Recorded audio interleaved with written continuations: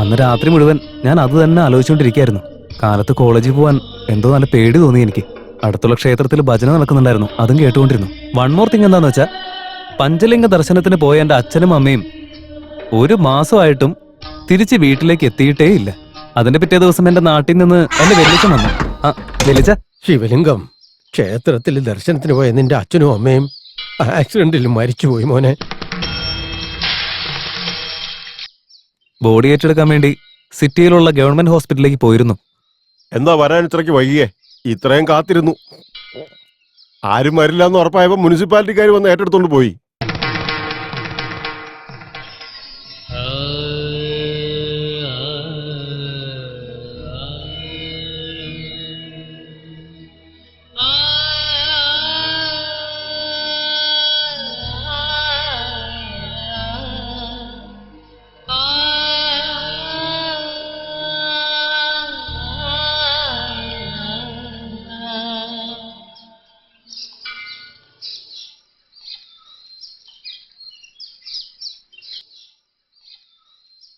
എടാ മോനെ, ഇനി നീ നാട്ടിലേക്ക് തിരിച്ചു പോയി എന്ത് ചെയ്യാനാ?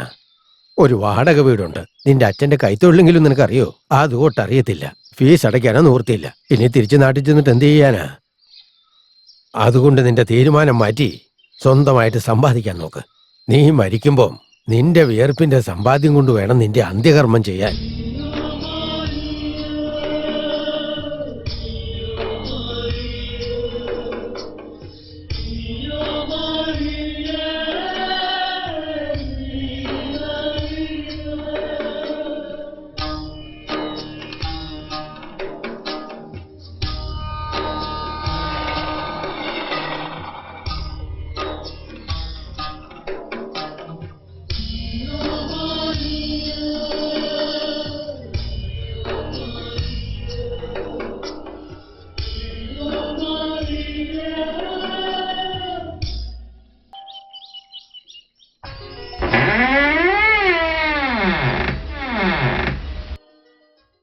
നമസ്കാരം സർ.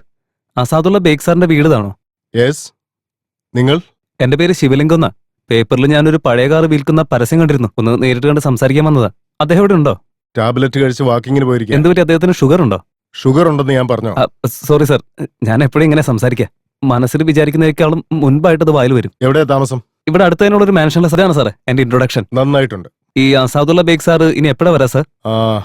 ഞാൻ അദ്ദേഹത്തോട് പറഞ്ഞേക്കാം. താൻ നാളെ വാ.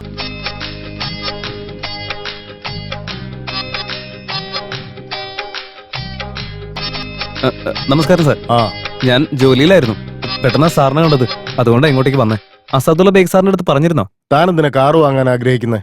കാർ എന്ന് പറയുന്നത് എന്റെ സ്വപ്ന സാറേ. ചെറുപ്പം മുതലേ കാർ എന്ന് പറഞ്ഞ പ്രാന്ത എനിക്ക്. സാറിന് ഇപ്പൊ മനസ്സിലായിട്ടുണ്ടാവുമല്ലോ. Good, interesting. അസാദുള്ള ബേഗ് സാറിനെ കാണാനായിട്ട് ഞാൻ ഇന്ന് അങ്ങോട്ടേക്ക് വരട്ടെ? വേണ്ട, നാളെ വാ. സാർ, സാറിന് എപ്പോഴെങ്കിലും ഈ ലോട്ടറി കച്ചവടത്തിന്റെ എന്തെങ്കിലും പരിപാടി ഉണ്ടായിരുന്നോ? എന്താ? അല്ല, എപ്പോഴും നോക്കിയാൽ ഈ നാളെ നാളെ എന്ന് പറയുന്നത് കേട്ടിട്ട്.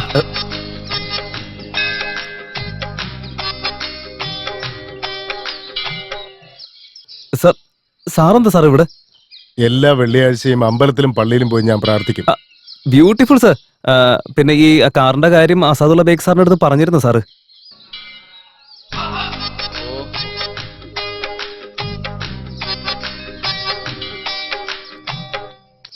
സാർ, ഇനിയെങ്കിലും ഒന്ന് പറയൂ സാറ്.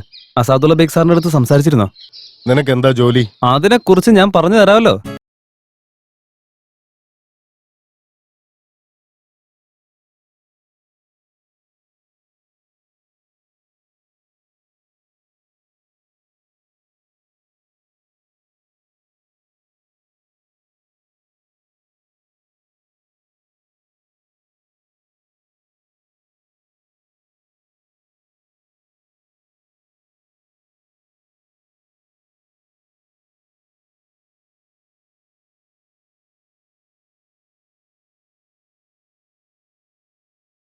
ഇതാണ് എന്റെ ജീവിതത്തിൽ നടക്കുന്ന കാര്യങ്ങൾ.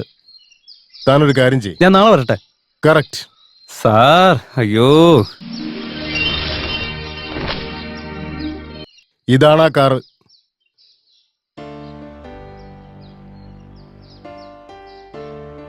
ഇങ്ങനെ നോക്കിയ കാറിന്റെ എല്ലാ കാര്യങ്ങളും മനസ്സിലാക്കാൻ പറ്റുമോ? അയ്യോ അതെങ്ങനെ മനസ്സിലാവാനാ സാറേ? ഈ സീറ്റ് കവറും കുഷനൊക്കെ കറക്റ്റ് ആണോ എന്ന് നോക്കിയതാ ഞാൻ, വേറെ ഒന്നുമില്ല. അതിനൊന്നും ഒരു കുഴപ്പമില്ല. ആദ്യം നീ എഞ്ചിനൊന്ന് ചെക്ക് ചെയ്യണം. അയ്യോ അതൊക്കെ ആവശ്യമുണ്ടോ? എടോ, ഈ കാർ വാങ്ങാനായിട്ട് ഒരുപാട് ആൾക്കാർ വന്നതാ. അവരോടൊക്കെ അസാദുള്ള സത്യം പറഞ്ഞു കഴിഞ്ഞപ്പോ നാളെ വരാം, ഫോൺ ചെയ്യാന്നൊക്കെ പറഞ്ഞൊരു പോക്കങ്ങ് പോവും. പിന്നെ റെസ്പോൺസേ ഉണ്ടാവില്ല. എന്താ സാറേ? ഇതൊരു ദുശകുനം പിടിച്ച കാർ എന്ന് മറ്റുള്ളവർ പറയും. ഈ കാർ ഓടിച്ചോണ്ട് പോകുമ്പോ 2-3 പ്രാവശ്യം പന്നിക്കിട്ടിടിച്ചു. പന്നി ഇടിച്ചു കഴിയുമ്പോ എന്താ പറയാ? ദുശകുനം പിടിച്ച കാർ എന്ന് പറയും. അതുകൊണ്ടാ ആരും വാങ്ങാൻ വരാത്ത. ഇതിലൊരു രസം എന്താണെന്നറിയോ? പന്നിയെ വരാഹമൂർത്തി എന്നാണ് പലരും പറയാറ്. അതേ പന്നി കാറിലിടിച്ചാൽ അത് അൺലക്കി കാർ എന്ന് പറയും. That's our country. തനകത്ത് കയറിയിരുന്ന് നോക്ക്. തനിക്ക് വേറൊരു കാര്യം അറിയോ? ഈ അസാദുള്ള ഇല്ലേ, പുള്ളിയുടെ ഭാര്യ മരിച്ചു കഴിഞ്ഞപ്പോ ഈ കാറ് പിന്നെ പുറത്തെടുത്ത് ഓടിച്ചിട്ടില്ല. ഈ കാറ് കാണുമ്പോഴൊക്കെ പുള്ളിയുടെ വൈഫിന്റെ ഓർമ്മ വരും. അതൊക്കെ പോട്ടെ. താൻ ആദ്യം ശരിക്കും ആലോചിച്ചിട്ട് പറ, എന്നിട്ട് അസാദുള്ളയോട് സംസാരിക്കാം. ശരി സാർ, ഞാൻ വിളിക്കാം. താങ്ക്സ്. ഫൈൻ. പോയിന്റ് എന്താന്ന് വെച്ചാ, കാണാൻ ആള് ഭയങ്കര ഡീസന്റ് ആണെന്നൊക്കെ തോന്നുമെങ്കിലും പായസത്തിലെ പോയിസം പോലെ ഇയാള്. മനുഷ്യ വെറുതെ പേടിപ്പിക്കാൻ പാടുന്നു ഇങ്ങനെ. ഹലോ, ആ താൻ നാളെ വന്ന് എന്ത് പറയുമെന്ന് എനിക്കറിയാം. വേറൊരു നല്ല കാർ നോക്കിയോ. Good luck.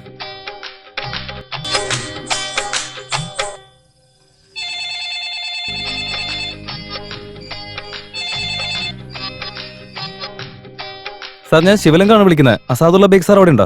അദ്ദേഹം ഉറങ്ങാ. ഓ, നാളെ എന്ന് പറയുന്ന സാറാണല്ലോ ഇത്. അതന്നെ. Sweet dreams. നാളെ കാണാം സാർ. ഞാൻ അസാദുള്ള ബേഗ് സാറിന്റെ ആ കാർ വാങ്ങാൻ തയ്യാറാ. കാരണം എനിക്ക് ബാഡ് ലക്കിനേക്കാളും എന്റെ സ്വപ്നമാണ് പ്രധാനം.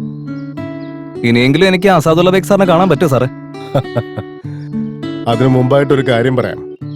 ഈ സ്വപ്നം കാണുന്നവന് ഉറക്കം വരാറില്ല എന്ന് എന്റെ അച്ഛൻ ഇടയ്ക്കിടയ്ക്ക് എന്നോട് പറയാറുണ്ട്.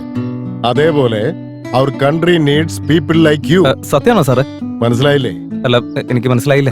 എന്നാ തന്നെ ഇരിക്കെ. ഇനി നമുക്ക് കാറിന്റെ കാര്യം സംസാരിക്കാം. അസാദുള്ള ബേക്കുമായിട്ട് ഞാൻ സംസാരിച്ചു. കാറ് തരാൻ ഒരു കണ്ടീഷൻ പറഞ്ഞിട്ടുണ്ട്. എന്താ സാറേ? അങ്ങേര് മരിച്ചു കഴിയുമ്പോ അങ്ങേര് അതേ കാറിൽ കൊണ്ടുപോയി അടക്കണമെന്ന്. തനിക്കത് പറ്റുമോ? അല്ല, റേറ്റ് എത്ര ചോദിക്കുന്നത്? എന്താടോ അങ്ങനെ? അദ്ദേഹത്തെ അടക്കം ചെയ്യേണ്ടത് എവിടെയാണെന്നും ചോദിക്കും സാറേ. ഗുഡ്. താനൊരു കാര്യം ചെയ്യേ, നാളേക്ക് വരരുതെന്ന് മാത്രം പറയുന്നത് സാറേ. ആ റേറ്റ് ഒന്ന് പറഞ്ഞു കഴിഞ്ഞാൽ 60,000. അതാണ്.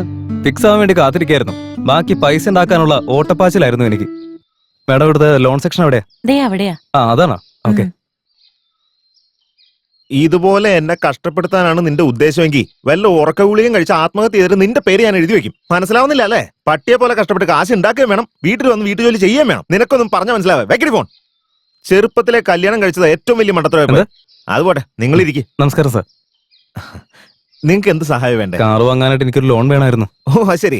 ഏത് കാറാ വാങ്ങാൻ ഉദ്ദേശിക്കുന്നത്? അതിന്റെ കമ്പനി പേരൊന്നും എനിക്ക് അറിയില്ല, പക്ഷെ പഴയ കാറാണ് സാർ. സെക്കൻഡ് ഹാൻഡ് അല്ലേ? അതെ സാറേ, ഒരു ഇത്തിരി പഴയ കാറാ. അപ്പോ പഴയ മോഡൽ കാറായിരിക്കും അല്ലേ? അതെ അതെ അതെ. അതായത് 2 വർഷം പഴക്കമുള്ള കാറോ അല്ലെങ്കിൽ പുതിയ കാറിനോ ലോൺ കിട്ടുള്ളൂ. അങ്ങനെയൊക്കെ ഉണ്ടോ? അയ്യോ, അതെനിക്ക് അറിയില്ലായിരുന്നു സാറേ. ഈ റേഷൻ കാർഡിൽ റേഷൻ കാർഡ് കൊണ്ടു കൊടുക്കും അരി കിട്ടുന്ന പോലെ എല്ലായിടത്തും എല്ലാ കാറിനും ലോൺ കിട്ടുന്ന ഞാൻ വിചാരിച്ചേ. അത് നടക്കില്ല. എടോ, തനിക്കിപ്പോ ലോൺ വേണോന്ന് അത്ര അത്യാവശ്യമാണെങ്കിൽ ഈ ബാങ്കിൽ വേണ്ട, വേറൊരു ബാങ്കിലേക്ക് ഞാൻ റെഫർ ചെയ്യാം. പക്ഷെ ഒരു 3-4% കമ്മീഷൻ തരണം എനിക്ക്. അതൊക്കെ മതി, അതൊന്നും വിഷയമല്ല.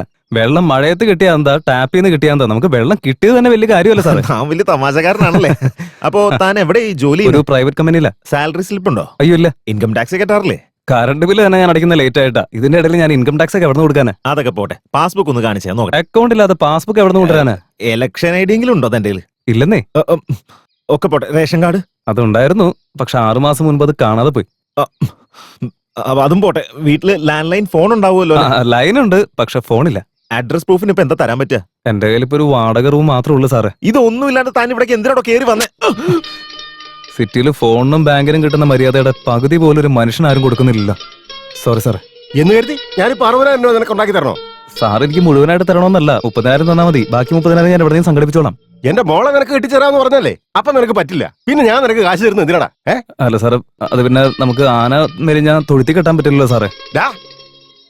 ഒരെണ്ണം വെച്ച് തന്നാണല്ലോ നിന്റെ മുഖത്തിന്റെ ഷേപ്പ് മാറ്റിക്കളെ ഞാൻ. എന്റെ മോൾക്ക് അതിന് അത്ര എന്താ കുറവ്? പിന്നെ എന്താ, ഈ ചെറിയ വാതിലിൽ കൂടെ പുറത്തു വരാൻ പറ്റില്ല എങ്കിലും അവക്ക് പുറത്തു വരാൻ വേണ്ടിയല്ലേ ഈ വലിയ വാതിൽ ഉണ്ടാക്കിയിരിക്കുന്നത് എന്ന് കരുതി തോന്നിയാസം പറയുന്നോ? എന്താ ഏട്ടാ ഇത്? പാവല്ലേ അവൻ 9 വർഷമായിട്ട് ഇങ്ങനെ പുറകെ നടന്ന് കെഞ്ചുവല്ലേ. സൗകര്യം ഉണ്ടെങ്കിൽ കൊടുക്ക്, പറ്റില്ലെങ്കിൽ പറ്റില്ലെന്ന് പറയ്. അതൊക്കെ വേണോ ആ ഒന്ന് സഹായിക്കും സാറ്. കാർ എന്റെ ഒരു സ്വപ്നമാ. നമ്മുടെ കമ്പനി കാർ ഉണ്ടല്ലോ അവിടെ. സ്റ്റിയറിംഗും ടയറും മാത്രമേ കാറാവോ സാറേ? ഡാ, ഓ നിങ്ങളൊന്ന് ചുമ്മായിരുന്നേ. ശിവലിംഗം, നിനക്ക് നന്നായിട്ട് അറിയില്ലേ ഈ പുള്ളിയുടെ സ്വഭാവം എന്താണെന്ന്. ദേ നിങ്ങൾ എന്താ തീരുമാനിച്ചേ? ശരി, അകത്ത് ഒരു 20,000 എടുത്ത് കൊടുക്കാം. ഒരു 30,000 രൂപ കൊടുക്കുന്നേ. നോക്ക് മോനെ ശിവലിംഗം, എല്ലാ മാസവും ശമ്പളത്തിൽ ഞാൻ പിടിക്കും. ആയിക്കോട്ടെ സാറേ. ആ പിന്നെ കഴിഞ്ഞ പൊങ്കലിനെ നീയും ആ സുരേഷും കൂടി ഒരു മാല വാങ്ങിയില്ലേ? അത് ഇപ്പോഴും കഴുത്തിലുണ്ടോ? അത് ഇപ്പോഴും ഉണ്ട് സാറേ. എടാ, അത് ഇട്ടോണ്ട് നടക്കുന്ന എന്തിനാ? അതുകൊണ്ട് വിറ്റ് കഴിഞ്ഞാൽ ഒരു 4-5 കിട്ടൂലേ? നിനക്ക് കാറല്ലേ വലുത്, പിന്നെ ഇത് കഴുത്തിലിട്ടോണ്ട് നടക്കേണ്ട ആവശ്യം എന്താടാ? എന്റെ മുതലാളി കണ്ടാൽ ഒരു പൊട്ടനാണെങ്കിലും വയറ് നിറച്ച് ബുദ്ധി അങ്ങേർക്ക്. സോ 26,000 രൂപ ഞാൻ റെഡിയാക്കി. എനിക്ക് ഈ കോമൺ സെൻസിനേക്കാളും ഒക്കെ സെൻസ് കുറച്ച് കൂടുതലാ. പോലീസ് നായ പോലെയാ. ഒരു കാര്യം പറയാം, ഒന്ന് കേട്ടു നോക്ക് നിങ്ങള്.